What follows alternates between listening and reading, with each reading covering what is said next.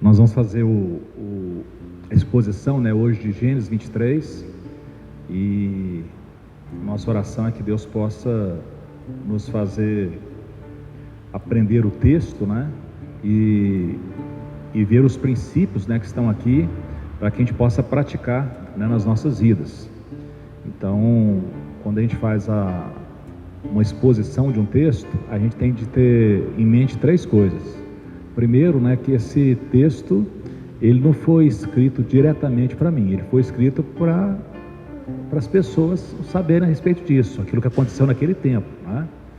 Então, aqui é uma narrativa nós estamos vendo do pai Abraão, né, do Abraão, o homem que Deus chamou, e embora ele fosse uma pessoa totalmente alheio a Deus, durante a vida dele, ele aprendeu a crer em Deus, e ele creu em Deus, e isso fez toda a diferença. Ele é chamado de o pai da fé, e nós vemos que ele é o pai da fé, não é porque ele era sem erros, pelo contrário, nós vimos muitos erros que foram acontecendo com ele, né? Mas estamos vendo como é que ele foi sendo corrigido, conduzido, e com o tempo, né, essa fé foi tomando conta do coração dele, e isso é muito importante, porque senão nós caímos no erro, no perigo, né, de acharmos que uma vida, um santo, uma pessoa assim, é uma pessoa que nunca errou, e não é nada disso. Nós temos um destino, né, porque nós temos um Deus que nos ama, né, que não só nos criou, mas também que nos orienta, corrige nos nossos erros, né, ele nos recebe como pai. Um Deus que não entende nada de psicologia moderna, não acredita em nada disso, mas ele acredita em ensinar, em orientar, em disciplinar, né? Se uma pessoa não se ausentar, se ela não fugir da presença de Deus, se ela não sair de casa, de certeza que ela vai ser educada, que ela vai ser corrigida, né? Então, Deus é esse todo-poderoso, esse Pai que nos recebe como filhos e que nos educa para o nosso próprio bem, né, e para que nós possamos vivenciar, né, os resultados de Deus e vivemos com Ele eternamente na sua glória.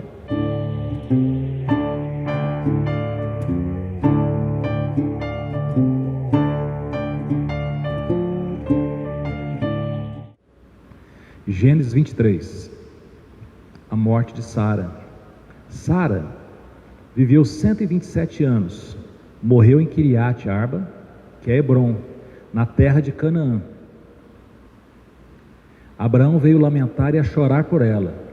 Depois Abraão levantou-se na presença da falecida e falou aos filhos de Et: sou estrangeiro e morador entre vocês, deixe-me adquirir uma sepultura na terra de vocês, para que eu possa sepultar a minha falecida mulher.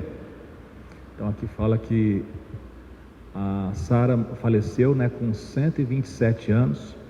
A gente pode achar muito, né, mas é porque a gente tem poucos anos. Mas à medida que a quilometragem nossa vai aumentando, fala assim, 50 anos, quando a gente é criança, fala assim, puxa, isso é uma pessoa muito velha, né? Isso é uma eternidade até chegar lá.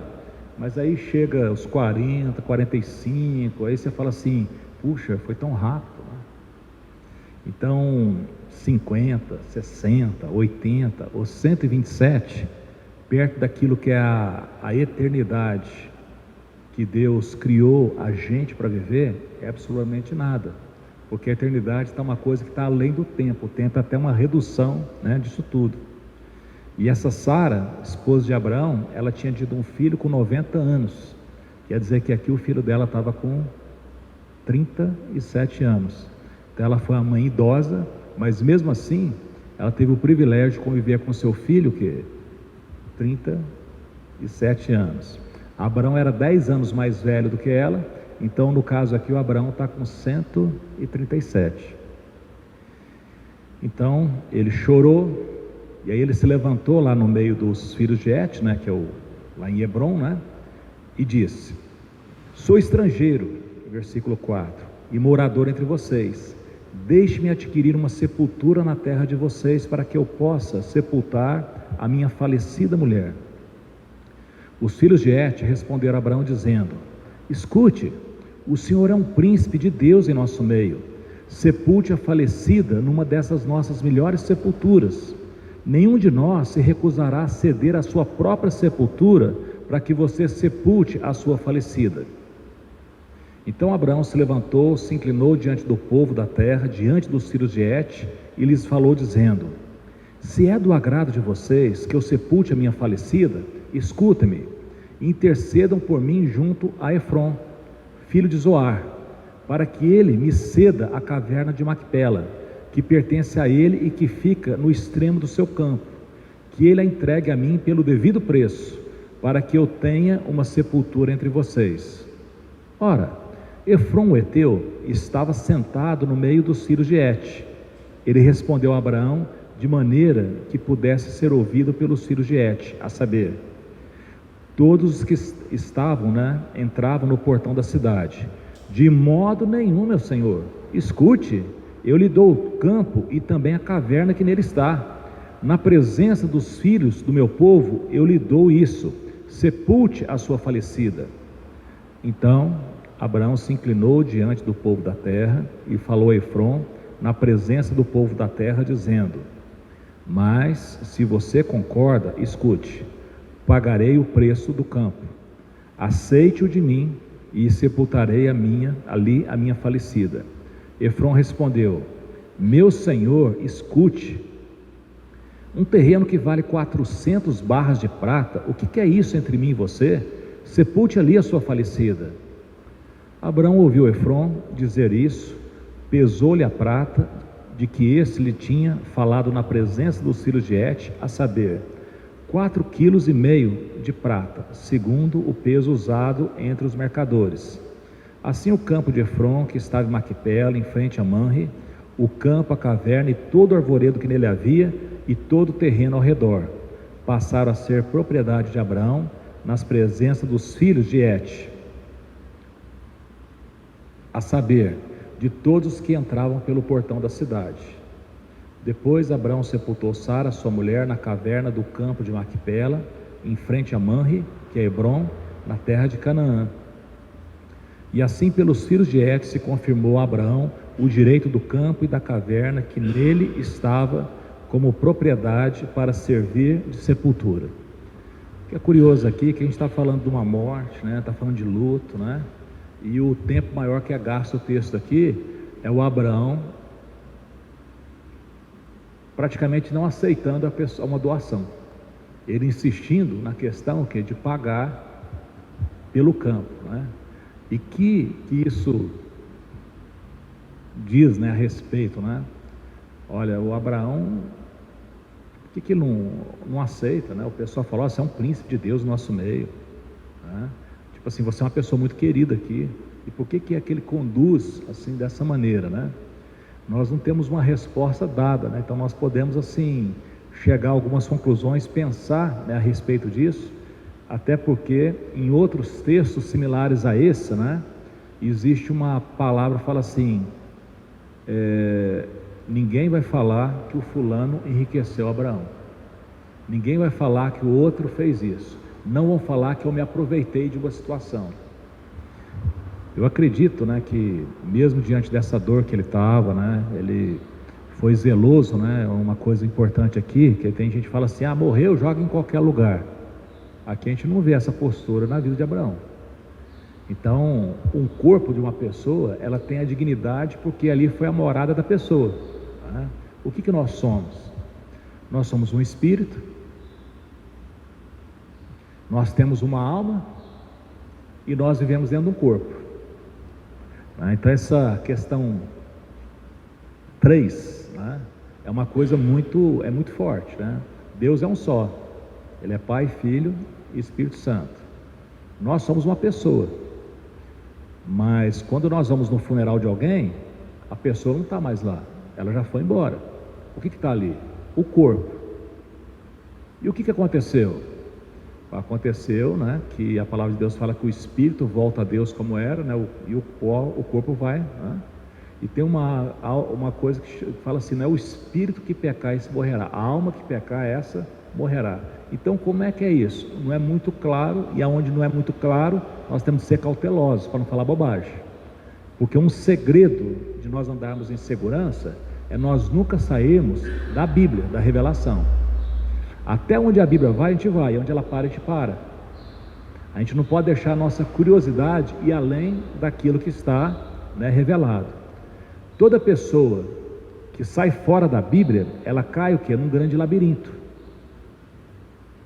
E nesse labirinto, ela até anda, ela até vê coisas, mas nunca você vê o quê? Uma clareza, um chegar, uma situação. Então são muitas pessoas que vivem em labirinto, mesmo dentro da igreja, mesmo com Deus na boca, mesmo falando, orando, por quê? Porque não é a palavra.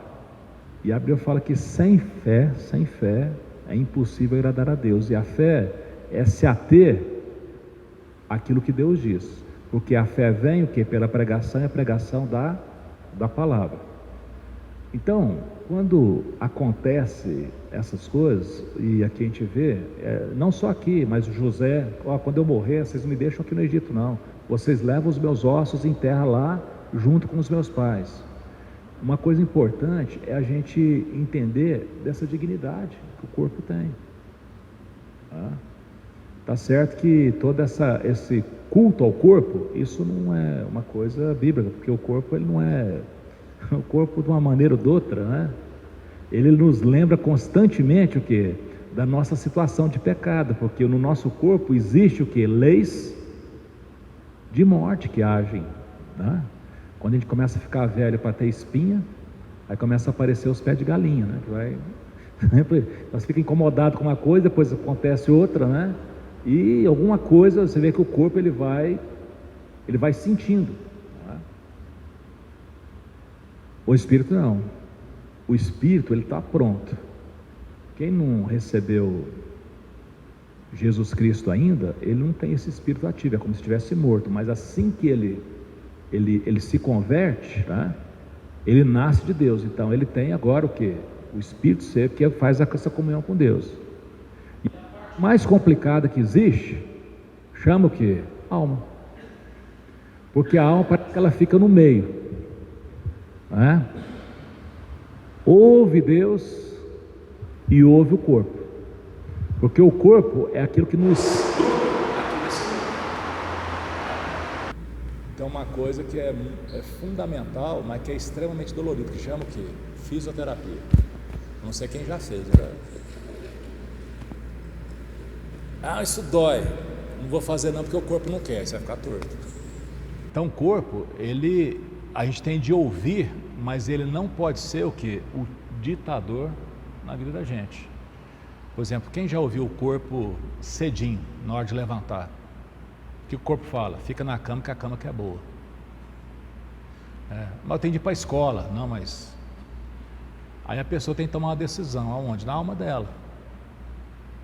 Pode ser que o corpo vença, ela fica na cama mesmo. Aí vai ser reprovada, vai perder o emprego, né? Então, o corpo, ele precisa ser comandado, mas também ele precisa ser o quê? Cuidado. E a gente sabe que vai chegar um tempo que vai... Pronto, acabou. O corpo ele não tem mais. A gente vai embora quando o nosso corpo não tem mais condições de nos deixar dentro dele. É difícil às vezes a gente pensar nessas coisas, mas você pode pensar dessa maneira. Quando o corpo ele fica inviabilizado, não quer dizer que ele matou tudo. Quer dizer que ele não vai servir mais. Ele vai ter que ser colocado realmente numa sepultura. E foi o que aconteceu com Sara. Mas aí o que vai acontecer? O espírito, ele volta a Deus. E a alma, né? Aí a alma, a gente pegando toda a Bíblia, pode acontecer duas coisas com ela, né? Se é uma alma de quem nasceu de novo, essa alma vai para o céu, de imediato. A gente vê isso lá em Apocalipse, né? Debaixo do altar, as almas daqueles que falavam a Deus, né? Tem gente que acha que lá no céu as almas daqueles que morreram estão intercedendo por nós. E você vê que não é nada disso. Ele está: até quando, Senhor, não julgarás o nosso sangue daqueles que habitam na terra? Porque os justos estão no céu, eles vão falar o quê? Das injustiças que eles sofreram aqui na terra. Ou, se a pessoa não teve um encontro com Deus, não nasceu de novo, aí ela vai para um outro lugar que chama Hades, né? E esse Hades também, porque quando a Bíblia fala inferno, tem 3 palavras, né, no original que pode ser, né? Um pode ser o Hades, que é o lugar dos mortos, né? Pode ser o inferno, né? O inferno mesmo, né? E o Guiena, né? Tem outro Guiena, Xena, e o Sheol, né? Que é Tártaro. Por exemplo, o Tártaro, né? Que muitas vezes é usado que aonde estão muitos dos anjos caídos, né? De demônios, que não são tão terríveis que Deus não permitiu que eles transitassem por aí. E eles estão lá aguardando o quê? Também o julgamento. Tudo isso não é invenção, é coisa muito explícita que é dito, que é na Bíblia. Por exemplo, Apocalipse fala de uns que serão soltos, né? E que serão soltos, que eles estão preparados, estão lá perto do Eufrates. A gente não sabe direito o que quer dizer isso, porque a linguagem apocalíptica é muito simbólica. Mas estão preparados o quê? Para aquele dia, mês, ano, mês, dia e hora. Então a gente acha que, tipo assim, Deus lá acorda e fala, bom, o que vai ser hoje? Ah, vou ver. Não, um dia eu vou julgar o mundo. Não, existe um cronograma muito claro. Por isso a gente tem de remir o tempo, porque os dias são maus. Mas focando aqui, o corpo nosso, ele precisa de cuidado, mas ele não pode ser o quê? O ditador da pessoa. Porque a gente sabe que a parte mais frágil é ele. O espírito está pronto, mas a carne, ela é fraca. E não é só essa questão de acordar, é os apetites e as propostas que o corpo faz para a gente também. Seja de comer mais do que deve, seja de não comer, seja de ter uma vida desregrada. São muitas as propostas, por quê? Porque o corpo é o que nos prende aqui na terra. Se não fosse o corpo, nós não estaríamos mais o quê? Aqui. E a alma é o lugar da decisão. Se a alma vai decidir se vai escutar a Deus, aquilo que é bom, ou aquilo que o corpo pede. Por isso que a Bíblia fala que a alma que pecar, ela morrerá. Então a alma que, ao invés de ouvir Deus, vai ouvir os apetites do seu próprio corpo, não levando em conta a moral, não levando em conta a conduta, não levando em conta o caráter de Deus, aquilo da maneira como nós somos criados. Então essa pessoa, ela é um fake. Ela foi feita à imagem e semelhança de Deus. Ela foi feita para que Deus fosse visto. Mas ao invés de Deus ser visto, o que ela representa e faz, não representa Deus.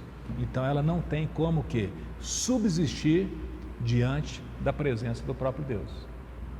Então, em outras palavras, é disso que se trata quando a gente fala o quê? Da necessidade de salvação, a necessidade de nós o quê? Vivermos pela fé. E já, claramente, a gente tem que falar uma coisa: nós não damos conta de fazer nada sozinho. Por isso Deus é aquele que nos assiste, é aquele que nos ajuda, aquele que nos perdoa. É diante dele que nós nos humilhamos e é diante dele que nós aprendemos a fazer coisas que naturalmente nós não faríamos. A vida com Deus é o quê? É um novo nascimento, é uma nova vida. É uma vida onde a gente aprende a abandonar as paixões mundanas e a viver já no presente século de maneira sóbria, justa e piedosa. Esse tripé, sóbria, justa e piedosa, fala de relacionamento, sobriedade, um relacionamento bom consigo mesmo, uma pessoa equilibrada, uma pessoa centrada. Justo, um relacionamento adequado com os outros, com o próximo. E é interessante que fala, justo não é igual. Por exemplo, eu não posso tratar uma mulher como eu trato a minha esposa. São o que? Medidas diferentes. Eu não posso tratar o filho dos outros como eu trato os meus filhos. São medidas diferentes. Então a justiça é esse equilíbrio, essa habilidade que se tem o quê? De saber as medidas certas. Se é 51 centímetros, não é 50, não é 52, é 51. Como é que então a gente aprende isso, que é com a graça de Deus. Sobriedade, relacionamento consigo. Justiça, relacionamento com o próximo. E piedade, o relacionamento correto com o próprio Deus. Enquanto a gente aguarda o quê? A bendita esperança, que é a volta do Senhor Jesus, que pode acontecer tanto Ele voltando, Quando o meu corpo entrar em colapso, eu vou. De qualquer forma, o quê? Tem gente que fala assim, Jesus está demorando demais para voltar. Ué, depende. Para esse ano voltou para muita gente. Por quê? Porque elas estão ausentes do corpo, presente com Cristo. Então a gente, assim, quando que Jesus volta? Ué, eu posso ter alguma ideia na minha vida, mas não tenho a certeza da minha vida. Eu sei que não vai passar dos 50 anos. Não vai mais 50 para ele voltar para mim. Mas pode ser que ele volta hoje, pode ser que volte semana que vem, pode ser que eu vou estar presente. Eu não sei que hora que eu vou ser o quê? Chamado. Então isso é uma coisa importante a gente entender, que o corpo ele precisa ser tratado com dignidade, mas ele não pode ser o quê? O ditador da nossa vida. A carne é fraca, mas o espírito está pronto. Então quando a gente levanta cedo, vem aqui ouvir, a gente procura Deus, a gente está buscando a Deus, isso não é uma coisa natural. O corpo não está falando, gente, olha que sol, vamos para o clube, vamos passear, vamos fazer uma caminhada, vamos dormir até mais tarde. Afinal de contas, não matei meu pai nem a soco, nem a cacetada, a pessoa vai desenvolvendo isso. E afinal que hoje ainda tem almoço em família, aí vai todo mundo o quê? Para o almoço em família. E às vezes o almoço em família fica o quê?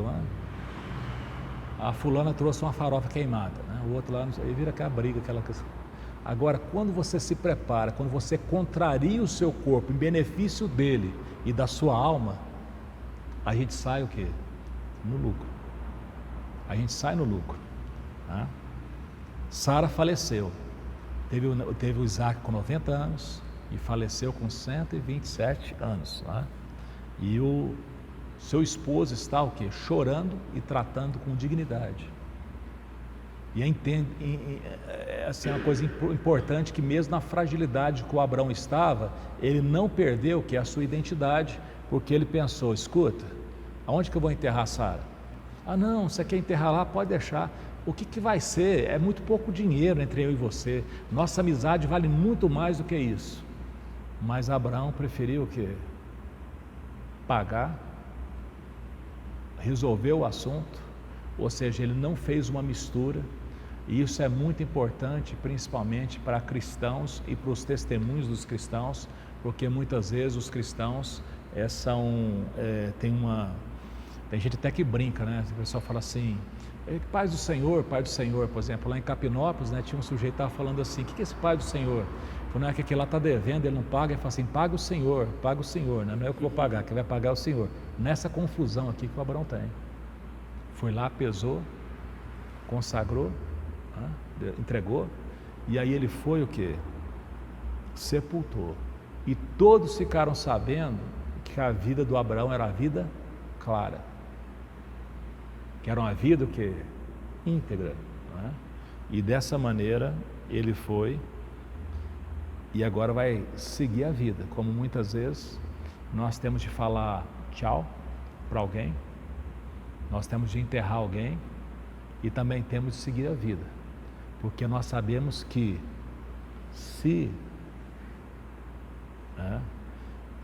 a pessoa ela morreu em Cristo, isso não é um adeus, isso a gente tem a esperança ainda de encontrar.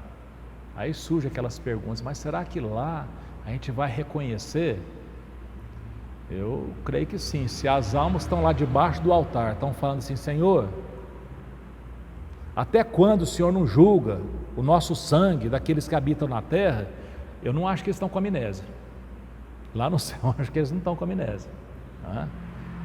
Se no tempo da transfiguração houve uma situação lá que o Pedro, o Tiago e o João viram, esse é Jesus, aquele é o Elias e aquele é o Moisés. Então havia o que? Uma identificação. Então nós não podemos falar muito além disso, mas o que aponta é que nós temos uma identidade, e essa identidade, ela é uma identidade que vai ser preservada. Então nós vamos finalizar aqui só a questão da exposição, e depois nós vamos conversar a respeito disso, Mas você que tem nos acompanhado aqui no canal Conheça Sua Vida, Conheça Sua Fé, se você achou importante essa palavra, né, que você curta, né, dê o seu ok, que você compartilhe, né, com as pessoas do seu relacionamento e que você deixe o comentário. O seu comentário é muito importante, né, pelo ministério, por aquilo que nós temos feito. E que Deus esteja nos abençoando e até uma próxima oportunidade.